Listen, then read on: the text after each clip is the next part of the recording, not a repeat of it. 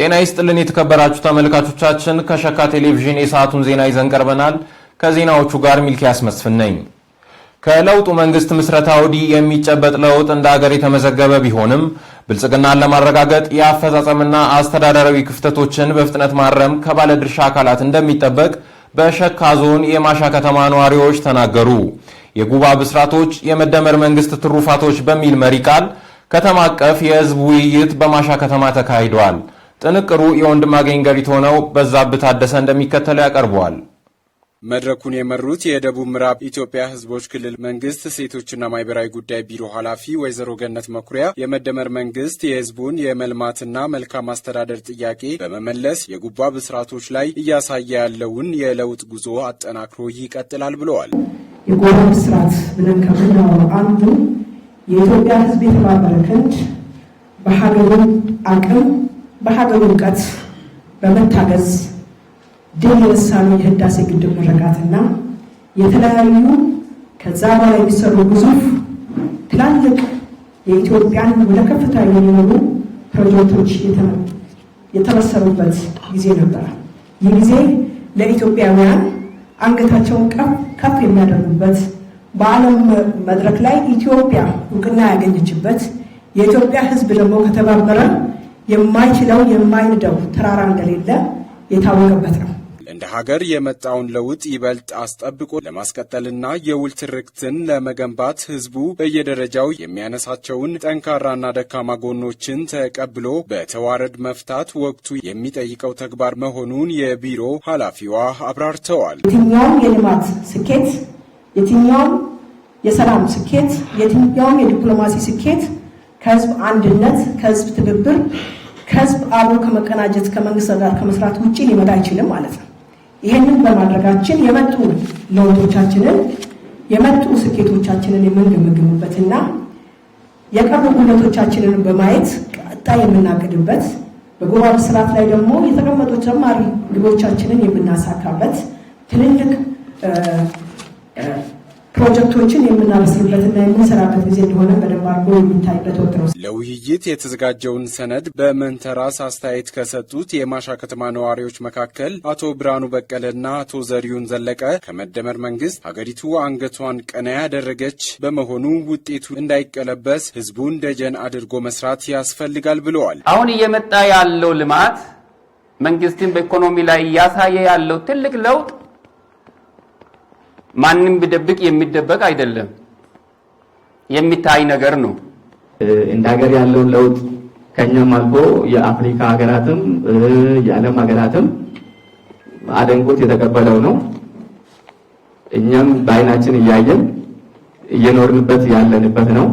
በክልሉና በአካባቢው ላይ ያሉትንና የተመዘገቡትን ለውጥ በተጨባጭ አይተናል ያሉት አስተያየት ሰጪዎቹ ጅምር እየቀሩ ያሉትን ፕሮጀክት በተመለከተ መንግስት ትኩረት እንዲሰጥበት ጠይቀዋል። ዶፍ ዝናብ እየዘነበ ቤታቸውን አፍርሶ ንብረታቸውን አንስቶ ካበቁ በኋላ ዛሬ መንገዱ መቼ እንደሚጀመር መቼ እንደሚሰራ የሚታወቅ ነገር የለም። ዛሬ መንገዱ የማይሰራ ከሆነ የወንድሞቻችን ቤት ማስፈረስና በዝናብ እንዲበሰብሱ ልጆቻቸው እንዲሰቃዩ እነሱ እንዲሰቃዩ ማድረግ ለምን አስፈለገ? በከተማ ደረጃ ህጋዊ የንግድ ስርዓት እንዲዘረጋ ባለድርሻ አካላት የሚጠበቅባቸውን እንዲወጡ የጠየቁት ተሳታፊዎቹ በክልል ደረጃ ለዞኖች ፍትሐዊ የሀብት ክፍፍል መደረግ ይጠበቅባቸዋል ብለዋል። ህዝብ እንደ ህዝብ ለመስራትም ለመልማትም ለመለወጥም ዝግጁ የማይሆን ህዝብ አይደለም ያለው። ግን እኔ አሁንም ኮሜንት ማድረግ የምፈልገው መሪዎቻችን ተጨንቆ ሊመሩ ይገባል። በቃ የሆነ ነገር መጨመር መቻል አለባቸው በተቋማቸው ላይ። እንደዛም ማውቀውና እንደተለምደው ገብቶ ሳያስፈርማ አስፈርሞ የሚወጣ ከሆነ ባለጉዳይ ያስተናገደ ውሎ የሚመለስ ከሆነ ምንም ለውጥ አይመጣም። 70 ዓመት ቢመራ። የክልሉ ሴቶችና ማህበራዊ ጉዳይ ቢሮ ኃላፊ ወይዘሮ ገነት መኩሪያ ህብረተሰቡ ያነሷቸውን መሰረታዊ ጥያቄዎች አስመልክተው በፌደራልና በክልል ደረጃ ለሚፈታው ልዩ ትኩረት እንሰጣለን ብለዋል። ጉዳዮች ለመፍታት የሚካሄዱበት ርቀቶች ውጤት እስከሚያመጡ ድረስ ያልታዩትን ጉድለቶች በማንሳት የተነሳ ስለሆነ መግባባት ላይ ተደርሷል። ይህንን ደግሞ ዞኑ መፍታት ያለበትን ይፈታል፣ ክልሉ መፍታት ያለበትን ይፈታል። መፍታት ደግሞ የማይችላቸውን ከሱ በላይ ሆነትን ደግሞ ከሚመለከተው ከፌደራል ተቋማት ጋር በመነጋገር የህዝብ ጥያቄዎች ቶሎ የሚመለሱበትን ሁኔታ የሚያመቻች በሁኔታ ይፈጥራል የሚል ሐሳብ ነው ያለኝ። በከተማ ደረጃ ከህብረተሰቡ የተነሱ መሰረታዊ ጥያቄዎች ከመመለስ አንጻር የከተማውና የዞኑ መንግስት የስራ ኃላፊዎች በአጠረ ጊዜ በእቅድ የተመራ ውጤት ለማስመዝገብ ተቀናጅተው እንዲሰሩ አሳስበዋል። የህዝብ ውይይት ደግሞ በየጊዜው የሚደረግ ስለሆነ ዛሬ ያነሳውን ጥያቄ ቀጣይ እንዳያነሳ የተነሱ ጥያቄዎች መፈታት አለባቸው። መፈታት ያልተቻሉ በሂደት ያሉትንም ከህዝብ ጋር እየተወያዩ እየፈቱ የመሄድ ጉዳዮች መስተካከል ስላለባቸው ወስዶ አቅዶ የመስራትና ፈጥኖ የመመለስ ስራዎች ይሰራል ማለት ነው። በመንግስትና ህዝብ መካከል መተማመን እንዳይኖር የሚያደርገውን ሙስና ለመከላከል የሚደረገውን ጥረት ዜጎች እንዲደግፉ ጥሪ ቀረበ። የደቡብ ምዕራብ ኢትዮጵያ ህዝቦች ክልል መንግስት ስነ ምግባርና ጸረ ሙስና ኮሚሽን ትውልድን በስነ ምግባር ተቋምን በአሰራር በሚል መሪ ቃል በሚዛን ቴፒ ዩኒቨርሲቲ ቴፒ ግቢ ስልጠና ሰጥቷል። አስቻለው አየለ ያዘጋጀውን ጥንቅር ታሪኩ ታደሰ እንደሚከተለው ያቀርበዋል። ሙስና ዜጎች በፍትሃዊነት አገልግሎቶችን እንዳያገኙ ከማድረግ ባለፈም በሀገር ኢኮኖሚ እድገት ላይ የሚያደርሰው ጉዳት ከፍተኛ በመሆኑ የጋራ ትግል ማድረግ አስፈላጊ መሆኑ ይታመናል። ሙስናና ብልሹ አሰራር በህዝብና በመንግስት መካከል የሻከረ ግንኙነት የሚፈጥር በመሆኑ ልዩ ትኩረት እንደሚሻም ባለሙያዎች ይስማማሉ። የሀብት ምዝገባ ስራ ያው ቀድሞ የጀመረው እነ ደቡብ አፍሪካ እነ ናይጄሪያ ሞክሮት ነበረ ከዚህ ኮንቬንሽን በፊት። ከዚህ ኮንቬንሽን በኋላ ግን እነዚህ አፍሪካ እንደ አፍሪካ ደግሞ የአንድ ችግር ነው፣ የሀገራት የጋራ ችግር ነው። ስለዚህ በጋራ ኃይል መከላከል አለብን የሚል የጋራ ስምምነት ፈርመዋል። በዚህ 31 ሀገሮች ሲፈርሙ ሀገራችንም የዚህ አንድ አካል እንደሆነች እንገነዘባለን። ሙስናን መከላከል የሚቻለው ተቀናጅቶ በመስራት እንደሆነ የሚናገሩት ባለሙያዎቹ ስልጠናው በተግባቦት ለመስራት እድል የሚፈጥር መሆኑንም አመላክቷል። አሁን የተሰጠው ስልጠና በእርግጥ የአሰልጣኙ ስልጠናም ጭምር ስለሆነ ከኛ የሚጠበቀው ነገር ምንድነው? ወደ ታች ወርደን አንደኛ በተቋም ደረጃ የተሰጠውን ስልጠና ማሰልጠን ይጠይቃል፣ የግንዛቤ መፍጠር ይጠይቃል፣ ማስተማር ይጠይቃል። በበኩሌ እነዚህን ስልጠናዎች ታች ወስዶ የማሰልጠን ግንዛቤ መፍጠር በተለያየ መልክ አድርጎ ለህብረተሰቡ ወይም ለተቋም ሰራተኞች ከተቋም ሰራተኛ ባሻገር ሁሉም ህብረተሰብ እውቀት እንዲኖረው ግንዛቤ እንዲኖረው ወደ ትግሉ እንዲቀላቀል የማድረግ ድርሻ ይጫወታል ያስችላል የሚል እምነቱ አለኝ። በዚህ በ3 ቀን ቆይታ ውስጥ የወሰድነው ስልጠና ቀላል አይደለም። አጠቃላይ ከስራችን ጋር እየተያዘ ነው። ከዚህ በፊትም ስንሰራ የነበረው ነው፣ ሲያስቸግረን የነበረው፣ ሲያሰቃየን የነበረው። ሙስናን ለመከላከል እያንዳንዱ ዜጋ አስተሳሰቡ ነፃ መሆን አለበት። ሙስና መጸየፍ መቻል አለበት። ፍርሃ እግዚአብሔርን በውስጡ ማሳደር መቻል አለበት። ምክንያቱም ብዙ ጊዜ በሙስና የሚዘፈቁት ሰዎች ፍርሃ እግዚአብሔርን ወደ ጎን የተው ሰዎች ናቸው። ሙስና በየተቋማት ግልጸኝነትና ተጠያቂነትን በማሳጣት በመንግስትና ህዝብ መካከል መተማመን እንዳይፈጠር የሚያደርግ በመሆኑ የዜጎችን ወጥ የሆነ ትግል የሚፈልግ ስለመሆኑ የክልሉ ስነ ምግባርና ጸረ ሙስና ኮሚሽን ኮሚሽነር ሙሉ ሰው ዘውዴ አውስቷል። ዛሬ ነባሮችና አዳዲሶቹ የስነ ምግባር መከታተያ ክፍሎች በአንድ መድረክ ተሰባስበን መነጋገራችን ራሱ ለጸረ ሙስና መከላከልና ለስነ ምግባር ግንባታ ስራችን ጠንካራ መሰረት የሚጥል ነው። ኮሚሽናችን በህግ የተሰጠውን ስልጣን በተግባር ለማሳካት የሚችለው እናንተ በተቋማት ውስጥ በታማኝነት በሙያ ብቃትና በግልጸኝነት ስትሰሩ ብቻ ነው። የኮሚሽኑን አዋጅና አሰራር ስርዓትን ከመንግስት ፖሊሲ ጋር በማስተሳሰር ሙስናና ብልሹ አሰራርን የመዋጋት ስራ ተጠናክሮ እንደሚቀጥል የገለጹት ደግሞ የክልሉ ስነ ምግባርና ጸረ ሙስና ኮሚሽን ምክትል ኮሚሽነር ታደሰ አይበራ ናቸው። አዋጅ አለ፣ ደንብ አለ፣ መመሪያ አለ፣ ውል አለ። ስለዚህ በውሉ መሰረት ፈጽሞን አልፈጽመም ተቆጣጣሪዎች በመሰረት ሂደት ውስጥ የጣሱት የኃላፊነት እና የግዴታ ጥሰቶች ካሉ ይሄኛውን ማድረግ ሲገባ ይሄን አላደረገም ወይም ደግሞ ይሄን ማድረግ የማይገባን ነገር ያለ አግባብ ሰዎች ጥቅም እንዲያገኙ ይሄን አድርጋል ተብሎ ነው እንጂ። ስለዚህ ግልጽነትና ተጠያቂነትን ባለው ነገር በግልጽ ተግባራዊ ማድረግ መቻል አለብን። ተግባራዊ የምናደርግ ደግሞ እኛ ነን።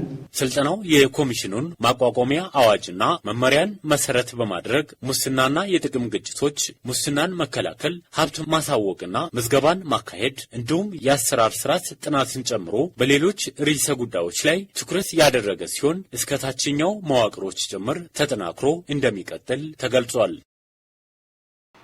በመጨረሻም ሚዲያዎች ወቅታዊና ሀገራዊ ጉዳዮችን መሰረት ያደረጉ ዘገባዎችን ተደራሽ ያደረጉ መምጣታቸውን ተከትሎ የተመዘገበ ያለው ለውጥ ለማስቀጠል ቅንጅታዊ አሰራርን መዘርጋት ወቅቱ የሚጠይቀው ተግባር መሆኑ ተመላከተ።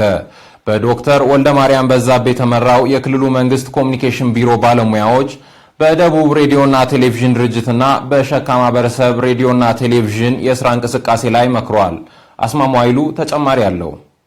ከተቋቋመ 2 ዓመታትን ያስቆጠረው የደቡብ ሬዲዮና ቴሌቪዥን ድርጅት ማሻ ቅርንጫፍና የሸካ ማህበረሰብ ሬዲዮና ቴሌቪዥን ድርጅት በጋራ በመሆን እየተገበሩት ያለው የሚዲያ ስራ በእጅጉ የሚበረታታ መሆኑን ነው በክልሉ የመንግስት ኮሚኒኬሽን ጉዳዮች ቢሮ ምክትልና የሚዲያ ኮሚኒኬሽን ዘርፍ ኃላፊ ዶክተር ወልደማርያም በዛብህ የተናገሩት። ደቡብ ሬዲዮ ቴሌቪዥን ያለው የሰው ኃይል ከማሻ ሬዲዮና ቴሌቪዥን ድርጅት ጋር በቅንጅት የሚሰራው አኳኋን ስንመለከት በሌላ ተቋማት ራሱ ትልቅ ልምድ ሆኖ ሊወሰድ የሚችል ነውና አጠቃላይ ተዛዝሮን በተመለከተ ነው በጣም የተሻለ ስራ እንዳለ ጠንካራና ሀገራዊ ፋይዳ ያላቸውን ይዘቶች በመለየት እየተሰራ ያለው ስራ በእጅጉ የሚበረታታ መሆኑንም ዶክተር ወልደማርያም አክለዋል። ስርጭቱ ላይ የተለያየ ዳይቨርሲቲን ያካተተ ነገሮች ነው የምናየው። በማህበራዊ ሚዲያ በብሮድካስቱ ነው የምናያቸው። በተለይ ከብዙሃንነትን ከማክበር አንጻር ብዙሃንነትን ፍላጎት ባካተተ አንጻር ከእድሜ ከጾታ ከአመለካከት የፖለቲካውን ሌሎችን በሚመለከት ከመዝናኛው ከመንግስት ከህዝብ አስተያየት አጀንዳ ጋር መሰረት አድርጎ ከሚሰራበት አኳኋን የሚደገፍ ነው። ከለውጡ መንግስት ምስረታ ማግስት በአዲስ መልኩ በተደራጀው የደቡብ ምዕራብ ኢትዮጵያ ህዝቦች ክልል መንግስት ስር በሚገኙ ዞኖች የተደራጁትን የፌዴራልና የክልል እንዲሁም የማህበረሰብ ሚዲያዎችን ማቀናጀት ለሀገር አንድ ዓላማ እንዲሰሩ ለማድረግ እቅድ ተይዞ እየተሰራ መሆኑንም ኃላፊው አክለዋል። ዘመኑ የደረሰበትን የቴክኖሎጂ መሰረት በመንተራስ በዲጂታል ሚዲያ ዘርፍ በተቋማቱ እየተሰራ ያለው ስራ የሚደነቅ መሆኑን የተናገሩት በክልሉ የመንግስት ኮሚኒኬሽን ጉዳዮች ቢሮ የዲጂታል ሚዲያ ዘርፍ ማበልጸግና የስምሪት ዳይሬክቶሬት ዳይሬክተር አቶ ጌትነት ግርማ ናቸው። ማህበረሰቡን እንግዲህ ወቅታዊና ፈጣን ተአማኒነት ያለው መረጃን ከማድረስ አንጻር የተለያዩ የሚዲያ አማራጮችንም በመጠቀም በህዝቡ ድምጽ መሆንና በህዝብና በመንግስት መካከል ያለው ግንኙነቶችን ለማጠናከር እየተሰሩ ያሉ ስራዎች አበረታች እንደሆነ ያየንበት ሂደት ነው ያለ ነው። በደቡብ ሬዲዮና ቴሌቪዥን ድርጅት ማሻ ቅርንጫፍ ምክትል ስራ አስኪያጅና የይዘት ዘርፍ ኃላፊ አቶ ታደሰ ጋረፎ የክልሉ መንግስት ኮሚኒኬሽን ቢሮ አመራሮችና ባለሙያዎች የድጋፍና ክትትል ቡድን ምልከታ በተቋማቱ ውጤታማነት ላይ ያተኮረ እንደነበር አውስተዋል። ደቡብ ምዕራብ ኢትዮጵያ ህዝቦች ክልል መንግስት ኮሚኒኬሽን የኢንስፔክሽን ቲም ወደ ተቋማችን መጥቷል።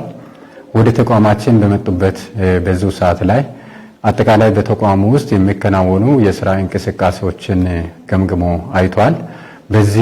በዚህም አጠቃላይ እንደ ስራዎች የተሰሩ ነው የሚሉት ነገሮችን በሙሉ በቼክሊስት የገመገሙበት ሂደት ነው ያለውና በተቋማቱ በሰው ኃይልና በቁሳቁስ እየተሰራ ያለው ቅንጅታዊ አሰራር ውጤታማ እንደነበር ያስታወሱት ኃላፊው ቀጣይ የተሻለ ስራ ለመስራት በቅድ እየተመራ መሆኑን አውስተዋል።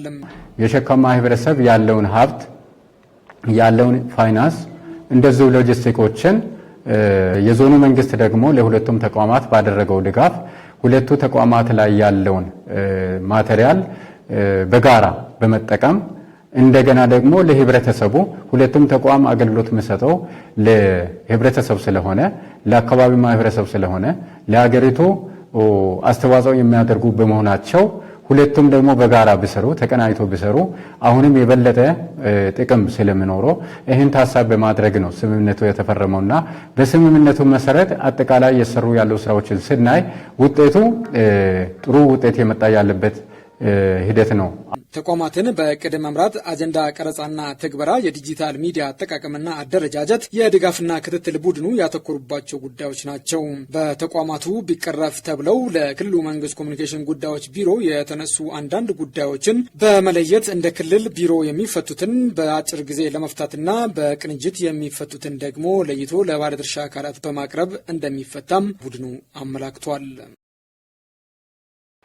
የተወደዳችሁ ተመልካቾቻችን በእኔ በኩል ያስኳቸው ዜናዎች እስካሁኖቹ ናቸው። አሁን ደግሞ የሸኪኖኖ ዜናዎች የሚቀጥሉ ይሆናል። አብራችሁን ቆዩ።